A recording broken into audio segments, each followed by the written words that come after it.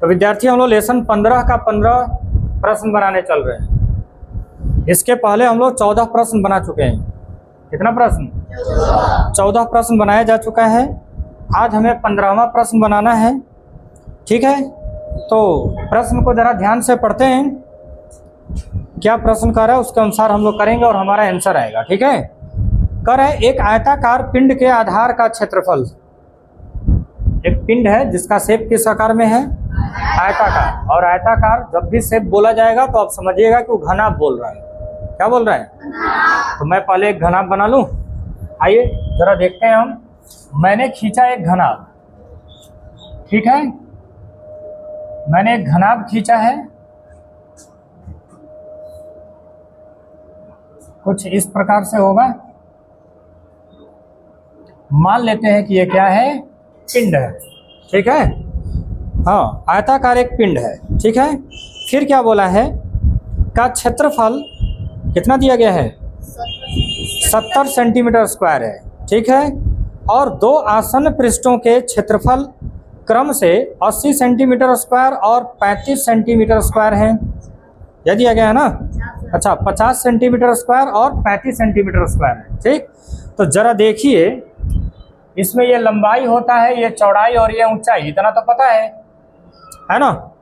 तो हम लोग इसमें आसन्न भुजाओं का जिक्र किया गया है, तो हम लोग आसन्न भुजाओं को लेकर के चलेंगे क्योंकि उसका क्षेत्रफल ऑलरेडी दिया हुआ है। ठीक है, तो हम कहते हैं आयताकार पिंड का क्षेत्रफल बराबर, ठीक है, क्या कहते हैं?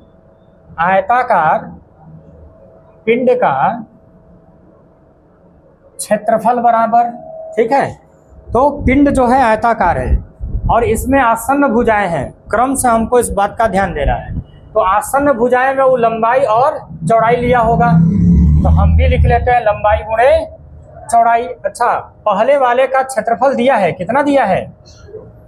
70 सेंटीमीटर स्क्वायर बराबर किधर क्या है? एल गुणे का मतलब एल बी।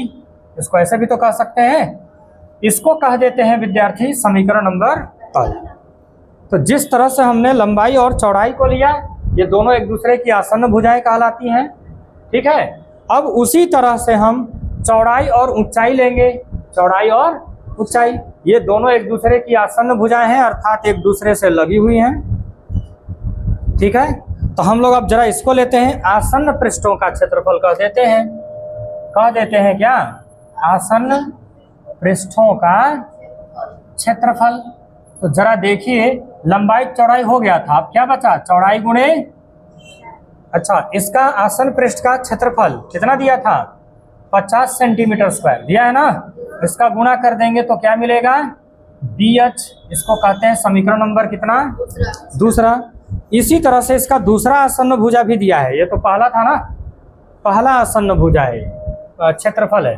ठीक है, पहला आसन्न पृष्ठों का क्षेत्रफल। अब ठीक इसी तरह से कह देंगे हम दूसरे आसन्न, ठीक है, पृष्ठ का क्षेत्रफल।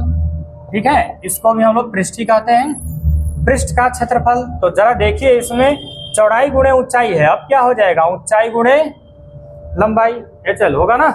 तो जरा देखिए, इसका पृष्ठ क्षेत्रफल कितना दिया था? 35 सेंटीमीटर स्क्वायर दिया है। ये दिया है ना?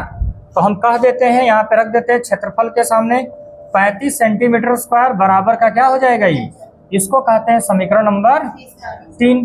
अब तीनों समीकरणों को हम लोग मिलाकर हल करेंगे। ठीक है, तो तीनों समीकरणों को हम मिलाकर क्या हल कर सकते हैं? जरा देखिए, हम कह रहे हैं यहाँ पे, हम कहते हैं समीकरण 1, 2 और समीकरण 3 से। ठीक है, जरा देखिए, आसन्न भुजाएं, एक तो LB है, एक तो BH है ना? और एक तो क्या है? HL है। थोड़ा इसको मैं और इधर से लिखता हूं क्योंकि इसके लिए जगह चाहिए। LB, ठीक है, गुणे का BH दूसरे के समीकरण में है और तीसरे के समीकरण में क्या है? HL। विद्यार्थी, इसका क्षेत्रफल दिया है 70 सेंटीमीटर स्क्वायर, गुणे इसका दिया है कितना?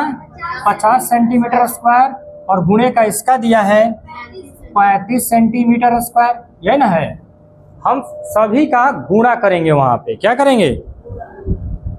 गुणा कर देंगे विद्यार्थी। ठीक है, तो गुणा करेंगे तो हमारा क्या क्या मान मिलता है, हम जरा उसको ध्यान से देखेंगे। तो गुणा करने से पहले जरा इस भाग में देखिए, लंबाई आपको 2 बार मिलेगी, चौड़ाई भी 2 बार मिलेगी और ऊंचाई भी 2 बार मिलेगी और सब का सब गुणा में मिलेगी। तो क्या हम इसको LBH कह के इसके सिर पे स्क्वायर लगा दें? कोई दिक्कत है? इससे भी तो डबल डबल होगी ना। ठीक है, स्क्वायर लगा दिए हैं। 70 का 50 का 35 का गुणा करिएगा तो विद्यार्थी 12,2500 आएगा। 122500। ठीक है, अब जरा देखिए सेंटीमीटर 2, 2 4 और 2 तो सेंटीमीटर कितने हो जाएंगे? 6 हो जाएंगे। ठीक है, अब हम इसको कैलकुलेट कर देंगे और हमारा आंसर क्या कर जाएगा? आ जाएगा।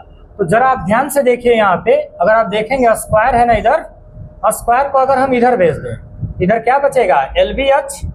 ठीक, स्क्वायर इधर भेजेंगे विद्यार्थी तो क्या लग जाएगा? यार रूट लगेगा ना। तो इसके अंदर में होगा 122500 सेंटीमीटर के पावर 6। तो LBH आप जरा बताइए, घनाभ का ये आयतन होता है ना, क्या होता है? आयतन। और हमसे घनाभ का क्या पूछा गया था? आयतन ही तो पूछा गया है। तो इससे सीधी सी बात है, आयतन ही तो निकल के आ रहा है ना। घनाभ का आयतन बराबर होता है LBH। देखिए हल हो रहा है ना। तो विद्यार्थी अब एक कदम चलेंगे और हमारा आंसर क्या कर जाएगा? आ जाएगा। तो विद्यार्थी LBH अगर आप देखिएगा तो यह पूर्ण क्यू है। किसका? 350 सेंटीमीटर का। 350 सेंटीमीटर का ये क्या है? क्यू है। ठीक है, 350 सेंटीमीटर का क्यू होगा कितना? 12,2500। तो विद्यार्थी हमारा आयतन निकल के चला आया और यही होगा हमारा आंसर। सभी लोग समझे?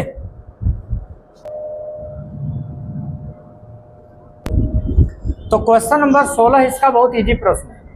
ठीक है, और अगर आप ध्यान से देखेंगे तो क्वेश्चन नंबर 16 क्या बोल रहा है, आप लोग बड़ी आसानी से बना सकते हैं।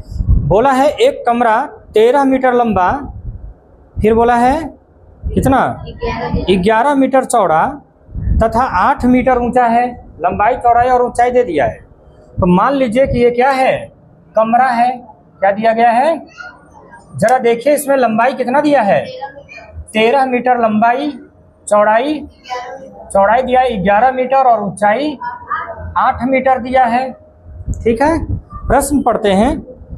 कहता है कि ऊंचाई, इसकी दीवारों पर रंग कराने का खर्च, इसके दीवार पर क्या करना है? पेंट मारना है।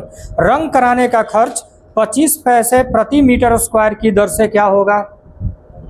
तो आप याद करिए, घनाभाकार कमरे का क्षेत्रफल बराबर मैं फॉर्मूला लिखवाया हूँ।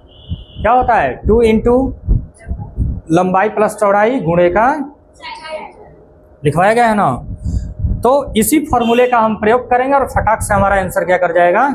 आ जाएगा। तो जरा देखिए हम हल करते हैं। हम कहेंगे क्या? घनाभाकार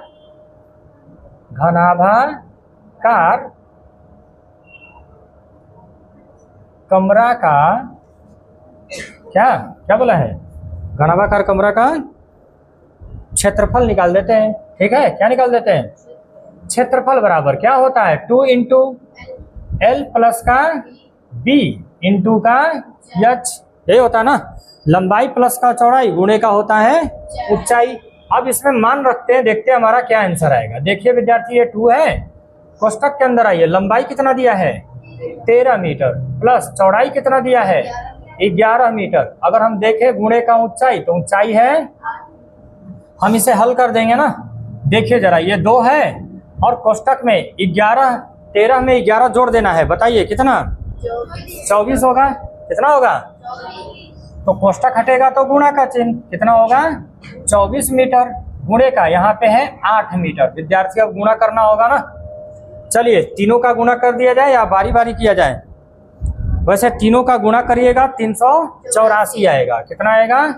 384 मीटर स्क्वायर। 2 मीटर दिख रहा है तो मीटर स्क्वायर आएगा। तो हमारा इस पूरे के पूरे कमरे का क्षेत्रफल निकला 384 मीटर स्क्वायर।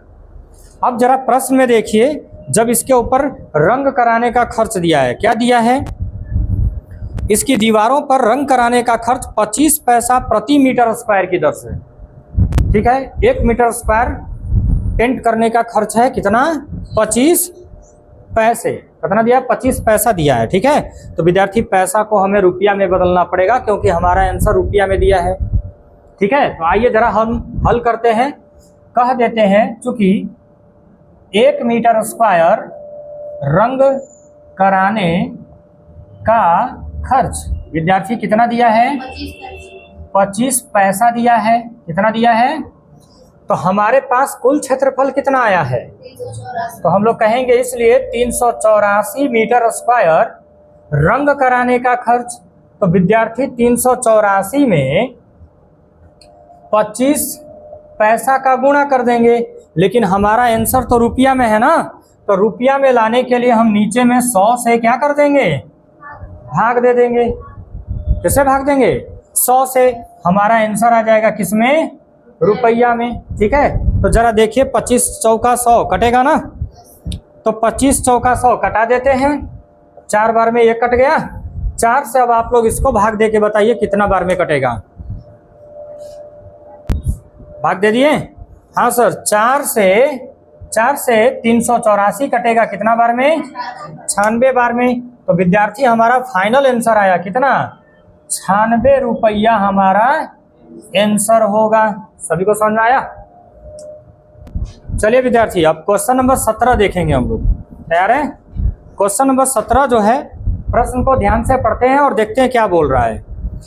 कहा है एक घनाभ की लंबाई, चौड़ाई तथा विकर्ण, ठीक है, घनाभ है उसमें लंबाई, चौड़ाई और विकर्ण का मान दिया है। बोला है क्रमशः 60 सेंटीमीटर, अच्छा लंबाई दिया है 60 सेंटीमीटर।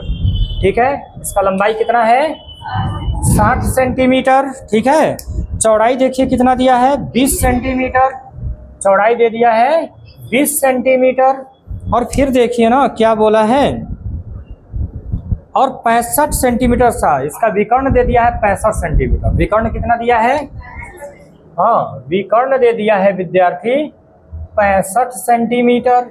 तो अब आपसे कहेगा इसका ऊंचाई ज्ञात करिए। देखिए क्या बोला है, तो इसका आयतन ज्ञात करें। सॉरी फॉर दिस, इसका ज्ञात करना है आयतन। तो जरा देखिए, तो इसका आयतन ज्ञात करने के लिए हमें इसका ऊंचाई का मान पता होना चाहिए ना।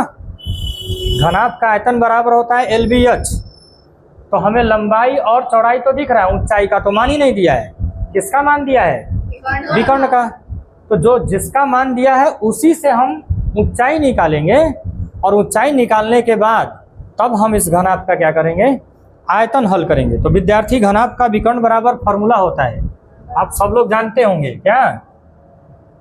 तो घनाभ का विकर्ण बराबर फॉर्मूला होता है विद्यार्थी, क्या होता है, अंडर रूट में L square plus B square plus H square. इसी H का मान ज्ञात करना है। नहीं, घनाभ का विकर्ण का मान दिया है कितना, 65 सेंटीमीटर बराबर, जरा अंडर रूट के इधर आइए, लंबाई कितना दिया है, चलिए आप लोग स्क्वायर करके रखिए। ठीक है, प्लस B का मान 20 सेंटीमीटर दिया है ना, और प्लस ऊंचाई का मान हमसे पूछा गया है विद्यार्थी, तो हम उसको जस का तस वहीं पे क्या कर देंगे, छोड़ देंगे। तो चलिए जरा देखते हैं क्या हो जाएगा। यह 65 सेंटीमीटर बराबर किधर, जरा अंडर रूट में आइए, इसका हो जाएगा 3600 सेंटीमीटर स्क्वायर। 60 का स्क्वायर होगा ना 3600। ठीक है, 20 का स्क्वायर तो ये हो जाएगा 400 सेंटीमीटर स्क्वायर। और विद्यार्थी प्लस में क्या बचेगा, H का स्क्वायर। यहाँ तक बात सभी को समझ में आ रही है, सभी विद्यार्थी यहाँ तक समझ रहे हैं। अब बताइए, अभी भी इसमें कैलकुलेशन बाकी है विद्यार्थी। ठीक है, अगर हम इस रूट को अगर हम इधर ला दें तो बताइए जरा 65 सेंटीमीटर पर क्या लग जाएगा, स्क्वायर ना हो जाएगा। तो 65 का आप लोग स्क्वायर करके ओके रखिए। तो जरा देखिए इधर क्या बच गया, 3600 सेंटीमीटर स्क्वायर, प्लस का बचा 400 सेंटीमीटर स्क्वायर, और प्लस का बच रहा है H स्क्वायर। विद्यार्थी 65 का स्क्वायर आप लोग कर दिए, बताइए जरा 65 का स्क्वायर 4225 कितना होगा, आया है आप लोगों का 4225 सेंटीमीटर स्क्वायर बराबर 3600 सेंटीमीटर स्क्वायर में 400 सेंटीमीटर स्क्वायर जोड़ देंगे तो विद्यार्थी कितना हो जाएगा, 4000 सेंटीमीटर स्क्वायर होगा ना, प्लस का क्या बचेगा इधर एच स्क्वायर। जरा देखिए हम एक काम अभी और कर सकते हैं, 4225 सेंटीमीटर स्क्वायर है इधर, ये प्लस में, इसको बराबर किधर लाएंगे तो माइनस में हो जाएगा ना, 4000 सेंटीमीटर स्क्वायर, तो बराबर किधर क्या बचेगा एच स्क्वायर। तो इतना में से 4000 घटा देंगे ना, तो विद्यार्थी हमारा कितना बचेगा 225 सेंटीमीटर स्क्वायर, बराबर किधर ऑलरेडी बचा हुआ है क्या एच स्क्वायर। अब हम देखिए जरा एच स्क्वायर को उधर ले जाएं, एच स्क्वायर को थोड़ा इसको और ऊपर से बनाते हैं, तो 225 सेंटीमीटर स्क्वायर है, बराबर किधर एच स्क्वायर, स्क्वायर को इधर भेजेंगे विद्यार्थी, रूट लग जाएगा ना, तो अंडर रूट में होगा 225 सेंटीमीटर स्क्वायर, बराबर का क्या बचेगा इधर एच। 225 जो है पूर्ण वर्ग है, किसका 15 का, किसका है, तो हम लोग कह देंगे ना यहाँ पे 15 सेंटीमीटर बराबर क्या, देखिए ना इसकी ऊंचाई निकल के चली आई कितनी 15 सेंटीमीटर। अब जरा देखिए लंबाई चौड़ाई और ऊंचाई तीनों मान हो गया ना। अब हमसे जो बोला है, क्या बोला था, प्रश्न बोला था इसका आयतन ज्ञात करें, यही बोला था ना। तो चलिए हम लोग कह देते हैं, फॉर्मूला लगाते हैं, कहेंगे घनाभ का आयतन बराबर क्या होता है विद्यार्थी, एल बी एच, लंबाई गुणे चौड़ाई गुणे ऊंचाई। तो जरा देखिए लंबाई कितना है इसका 60 सेंटीमीटर, चौड़ाई कितना है 20 सेंटीमीटर, और अभी अभी ऊंचाई आया है कितना 15 सेंटीमीटर। विद्यार्थी इन सभी का गुणा कर देते हैं, 6 दूनी का 1200 सेंटीमीटर स्क्वायर, गुणे का ये है 15 सेंटीमीटर। विद्यार्थी 12 में 15 का गुणा कर देंगे, कितना हो जाएगा, हाँ तो ये हो जाएगा कितना 18, और ये 2 ठो जीरो और 1 जीरो, बोलिए 18,000, ये 2 ठो है और ये 1 ठो है, मिलके कितना हो जाएगा, और यही होगा हमारा आयतन।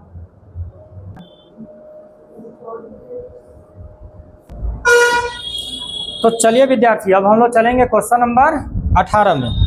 18 प्रश्न को ध्यान से पढ़ते हैं और जो आएगा हम लोग उसको हल करने की कोशिश करते हैं।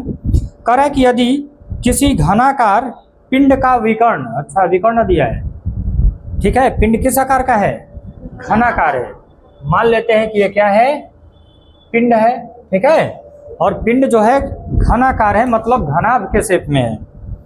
तो इसका विकर्ण दिया है विद्यार्थी 7√3 मीटर, विकर्ण कितना दिया है 7√3 मीटर दे रखा है विकर्ण, ठीक है। हो तो इसका पूर्ण पृष्ठ तथा आयतन ज्ञात करना है हमको। इसमें डबल प्रश्न पूछे गए, क्या क्या पूछा गया है, हाँ संपूर्ण पृष्ठ क्षेत्रफल और इसका आयतन। तो विद्यार्थी ये तभी हल हो सकता है जो घन का, ठीक है, अच्छा ये घनाकार है विद्यार्थी, ये घन है, घनाभ नहीं है, किस शेप में है, हाँ घन के शेप में है, ठीक है। तो जब तक से हमें इसकी भुजा प्राप्त नहीं होगी तब तक से हम, ठीक है, इसके दिए गए प्रश्नों को सॉल्व नहीं कर पाएंगे। पूर्ण पृष्ठ क्षेत्रफल और आयतन पूछा है ना, तो पहले हमको इसका आयतन निकालना पड़ेगा। चलिए मान लेते हैं कि ये क्या है घन है, तो घन में लंबाई चौड़ाई और ऊंचाई नहीं होती है, क्योंकि उसकी सभी भुजाएं आपस में क्या होती हैं, बराबर होती है ना। तो ये पिंड है घनाकार, तो विकर्ण दिया है विद्यार्थी, हम लोग जानते हैं ना घन का विकर्ण बराबर फॉर्मूला लिखवाई गई है, कितना √3 गुणे भुजा लिखवाई गई है ना। चलिए हम लोग हल करते हैं, कह देते हैं घनाकार, ठीक है, पिंड का विकर्ण बराबर, ठीक है, क्या होता है √3 गुणे का भुजा, यही होता है ना। तो जरा देखिए इसका विकर्ण तो ऑलरेडी दिया हुआ है, कितना 7√3 मीटर, बराबर किधर दिख रहा है √3 गुणे का भुजा। विद्यार्थी जरा ध्यान से देखिए, इससे तो हमको भुजा का मान निकल जाएगा, आ जाएगा कि नहीं। जरा देखिए हल करते हैं हम, 7√3 मीटर है इधर, ये गुणा में इधर आएगा तो क्या होगा भाग में, इधर बचेगा क्या भुजा। तो जरा देखिए √3 से √3 कट गया, तो हमारी भुजा कितनी बची 7 मीटर बची ना। इस घनाभ की भुजाएं निकल के आ गई कितनी 7 मीटर। अब जब भुजा निकल के चला आया तो जो हमसे अब मान पूछा है, क्या क्या पूछा है, ठीक है, संपूर्ण पृष्ठ क्षेत्रफल। और एक पूछा है आयतन, तो घन का संपूर्ण पृष्ठ क्षेत्रफल बराबर फॉर्मूला लिखवाया गया है कितना, 6 गुणे भुजा स्क्वायर होता है ना। आइए जरा लगाते हैं इसका पहला क्वेश्चन हल करते हैं। कह देते हैं घनाकार पिंड का, ठीक है क्या, संपूर्ण पृष्ठ क्षेत्रफल बराबर क्या होता है, 6 गुणे भुजा स्क्वायर, ठीक है, फॉर्मूला होता है।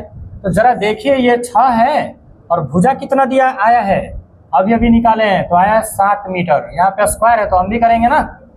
तो ये 6 है और 7 का स्क्वायर कितना होता है, 49 मीटर स्क्वायर। चलिए जल्दी से गुणा करके बताइए, 49 में 6 का कितना आएगा, 294। कितना आएगा, हाँ 294 मीटर स्क्वायर, पहला आंसर आ गया।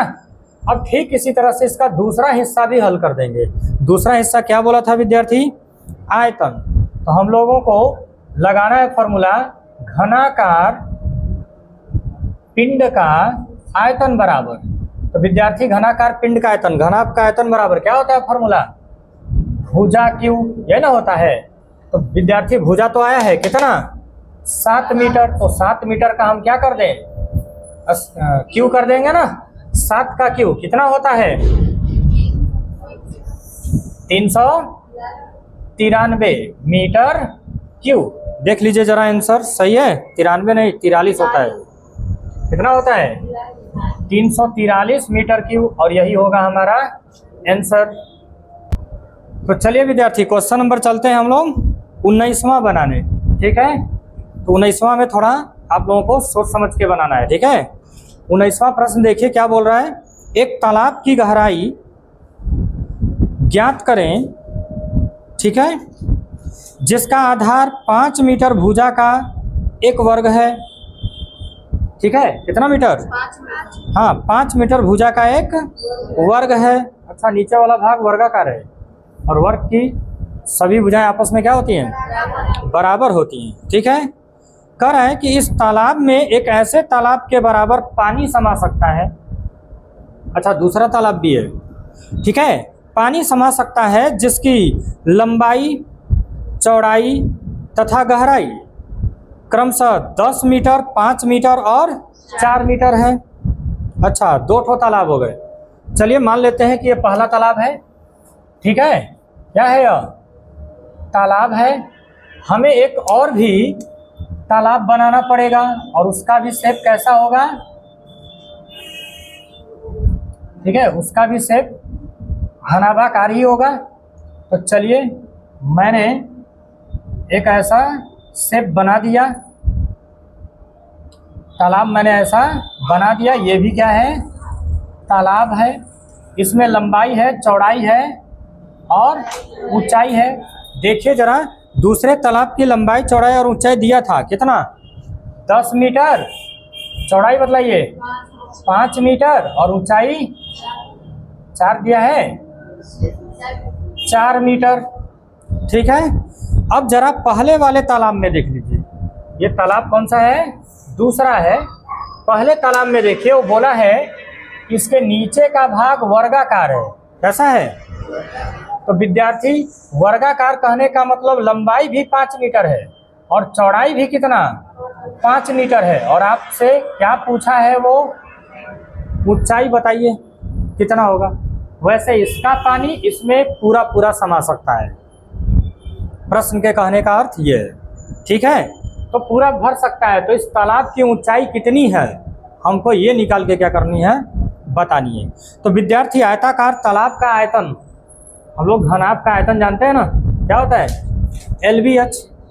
तो सीधी सी बात है, हम एक फार्मूला लगाते हैं, उस फार्मूले पर फटाक से हमारा क्वेश्चन सॉल्व हो जाएगा, ठीक है। हम कह देते हैं, क्या कहेंगे, आयताकार, ठीक है, तालाब, मैंने क्या बोला, आयताकार तालाब का आयतन बराबर, बता दीजिए क्या होता है, LBH होता है ना। जरा इस आयताकार तालाब का तनी शेप देखिए, लंबाई दिया गया है 5 मीटर, पहले वाले में देख रहे हैं हम लोग, और इसका चौड़ाई भी कितना, 5 मीटर, और ऊंचाई हमें पता नहीं है, ज्ञात करना है, ठीक है। जरा इस साइड में ये इसका लंबाई दिया है कितना, 10 मीटर, चौड़ाई है 5 मीटर और ऊंचाई है 4 मीटर। ये दिया गया ना। हम इसको बड़ी सावधानी से हल करेंगे और हमारा आंसर आ जाएगा। तैयार हैं आप सब लोग? जरा देखिए, इसका गुणा करते हैं। 5 में 5 का कितना हो जाएगा? 25 मीटर स्क्वायर गुणे का यच, यच का मान ज्ञात करना है। अब जरा इसका गुणा करिए, 4 5 20, 20 दहाई में 200, कितना मीटर? 3 मीटर है। यच को विद्यार्थी हम इधर छोड़ देते हैं। जरा देखिए, इधर 200 मीटर क्यों है ना, 25 मीटर स्क्वायर इधर गुणा में, इसको इधर ले जाएंगे तो आएगा भागा में, तो हम इसको भाग में लिख देते हैं। जरा देखिए, 2 मीटर से 2 मीटर कट जाएगा, 25 से यह जो है 200 कितने बार में कटेगा? 8 बार में कटेगा। तो विद्यार्थी इसका ऊंचाई निकल के आया कितना? 8 और 1 मीटर बचा है। 8 मीटर इसका क्या है? ऊंचाई है और यही होगा हमारा आंसर।